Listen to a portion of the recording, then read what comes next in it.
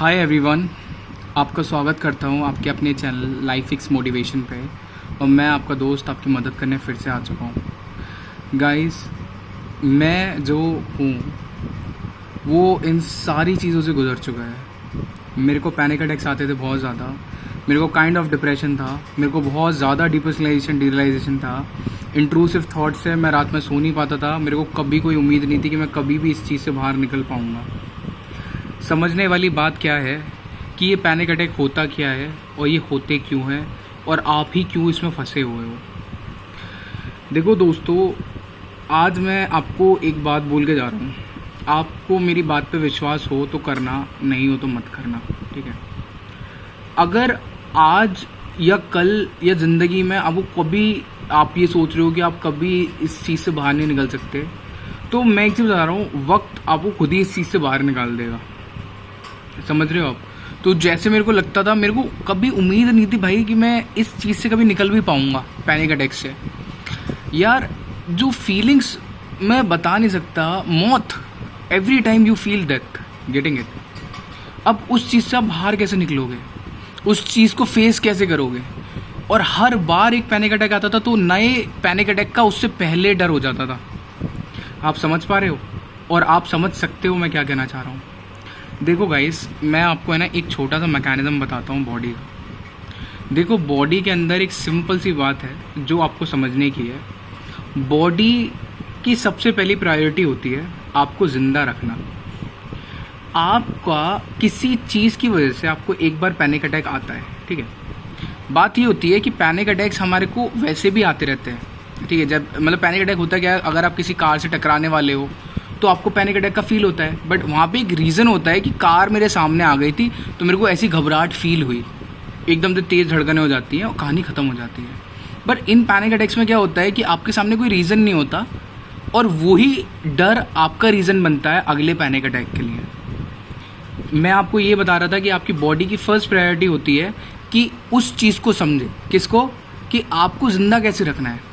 अगर गलती से आपको एक बार पैनिक अटैक आया तो आपकी बॉडी समझ लेती है, तो वो खतरनाक चीज़ है। और जिस जगह पे आया होगा तो बॉडी, अगर आप उस जगह पे फिर से जाओगे तो बॉडी बोलेगी यहाँ पे मत जाना। और अगर आप गए तो आपको फिर से अनकॉन्शियसली पैनिक अटैक आएगा। समझ रहे हो? और जो ये सिचुएशन है गाइस, ये अनकंट्रोल्ड हो जाती है यार। आप दूसरे को बता नहीं सकते हो कि आप मर रहे हो, पर आप फिर भी नहीं मरते। सबसे बड़ी बात तो ये है कि आप मर रहे हो पर आप फिर भी नहीं मरते।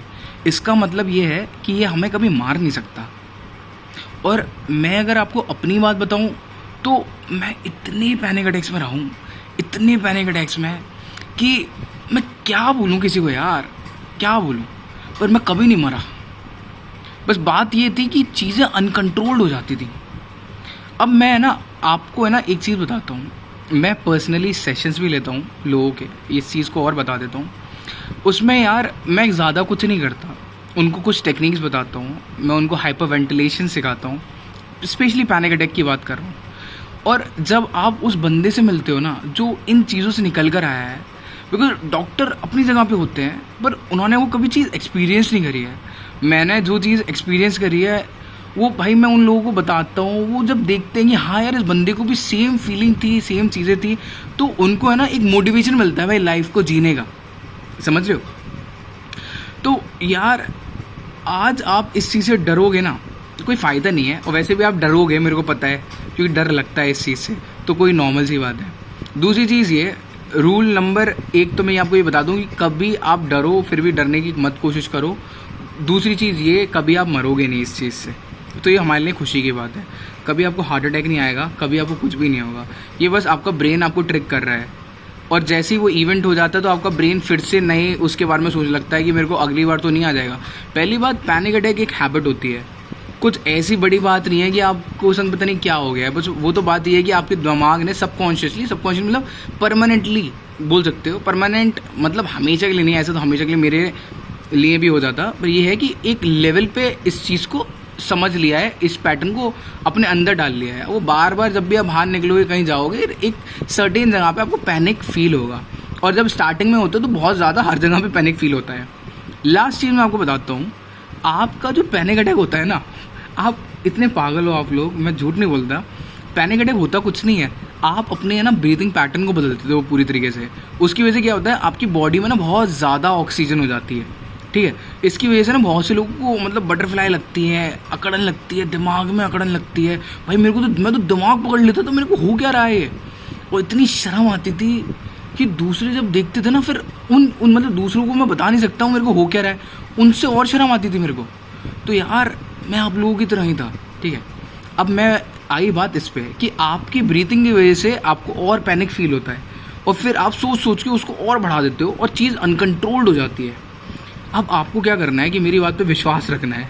आपको जब आपको लग रहा होता है कि आप चोक होने वाले हो, पर आप चोक नहीं होते एक्चुअली, बट आपको उस टाइम पे क्या करना है, आपको अपनी सांस रोक लेनी है। 10 सेकंड 20 सेकंड सांस रोक के रखना, ठीक है। और फिर हल्की सी सांस लेना, फिर से रोक लेना। इस चीज़ को करके देखो, 99% है ना, आपको पता चलेगा कि आपकी बॉडी नॉर्मल हो रही है। भले ही आपकी बॉडी कितनी भी कुछ भी चीज़ें करे, आपको स्टिक रहना है, आपको सांस रोक के रखनी है और एकदम काम रहना है। जैसे जैसे आप ना पैनिक अटैक में काम रहना सीख जाओगे ना, तो पैनिक अटैक की इंटेंसिटी ऑटोमेटिकली आपके ऊपर कम हो जाएगी। समझ में आ रही है ये बात आपको? दूसरी बात ये, अगर किसी को मेरे से सेशन लेना है तो वो मेरा फॉर्म नीचे भर सकता है। तीसरी बात ये, मैं निकला हूँ तो आप भी निकल जाओगे। चौथी बात ये कि मैं आप लोगों के साथ हूँ और लिख के दे सकता हूँ कि आप लोगों को कभी कुछ नहीं होगा। जब आप इस चीज़ से बाहर निकलोगे तो आप इसका खुद ही मजाक बनाओगे। आप कहोगे कि मैंने अपना समय बर्बाद कर दिया। किस चीज़ के अंदर? इसी चीज़ के अंदर। और अगर कभी आप मुझसे सेशंस लेते हो तो मैं गूगल मीट पे सेशंस देता हूँ, तो मैं आपके जीमेल पे आपको मेल कर देता हूँ, ठीक है। दूसरी चीज़ ये, जो भी आपकी क्वेरी हो तो आप सारी चीज़ें पहले से ही नोट डाउन करके रखें। और तीसरी चीज़ ये, life x motivation is always for you, और मैं आपको दोस्त हमेशा आपकी मदद करता रहूँगा। Take care guys, love you all.